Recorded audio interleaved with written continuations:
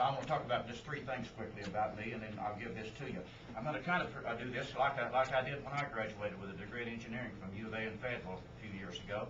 I had a transcript, that's what this is, and a resume, and then I told the applicants that I got a job offer from GE and Western Electric, for whom I eventually went to work, and then got in business for a while. So first about the energy. I have the energy to do it, and I'll show it. I've already traveled 400 miles today to Blytheville and back, up and down the street in Blytheville, and really met a lot of nice folks.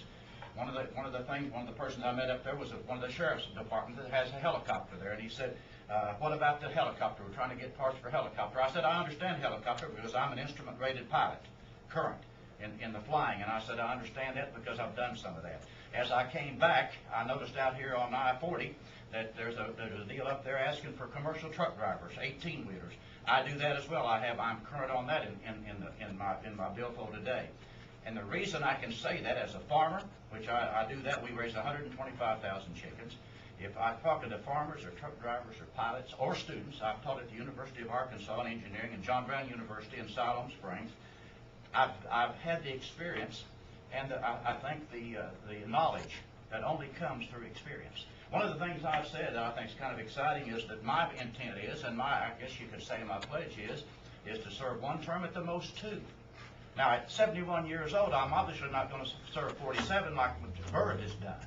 God's going to help me keep that promise, so don't worry about that. But I do believe this.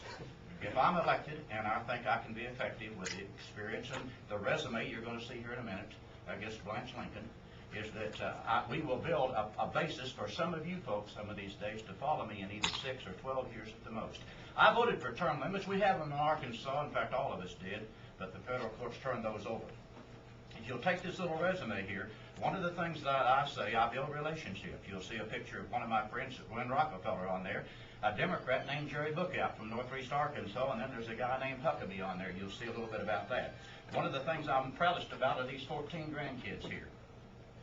One of whom is a graduate of the Air Force Academy, and our son was an F-15 pilot. And this middle thing here, you'll see what I'm doing now. Not have done in the past, but what I'm doing now.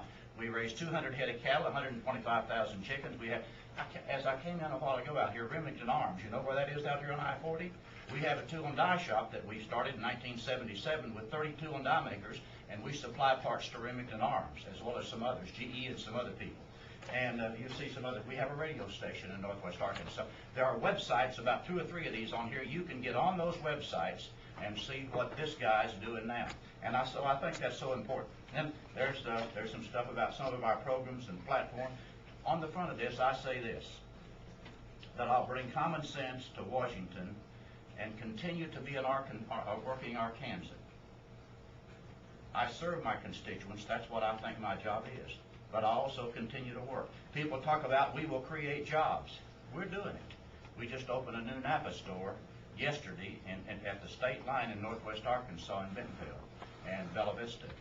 The reasons we had to open that was because General Motors, Government Motors as some of us call it now, has pulled our franchise as a GM Pontiac Chevy dealer. We still have the Chrysler, Jeep, Dodge, and the Ford dealership, but we don't have Chrysler Financial because they took bankruptcy, as you may know. And so what I'm saying, I think people in America are crying out for identify with me, be accountable to me, understand me. Last night I was in Pine Bluff at the NAACP convention or meeting down there, 190th anniversary down there, and 100th for that organization since 1909. The speaker was the mayor of Philadelphia, Mississippi. And he made some points. He said this, it's time that we begin to look what's inside the book and not just at the cover. So, the Lord Jesus said one time, by their fruits you shall know them. This is the fruit basket, at least for this candidate, and I want you to look it over and see what you think. What I say is that I am a full-time employer, an employee, and I come down here and do this job, and Mike Ross said something the other day I agree with. Not a lot that some of the Democrats say that I agree with, but he said this. He said, when that last vote is over each week, I'm on my first plane back to Arkansas.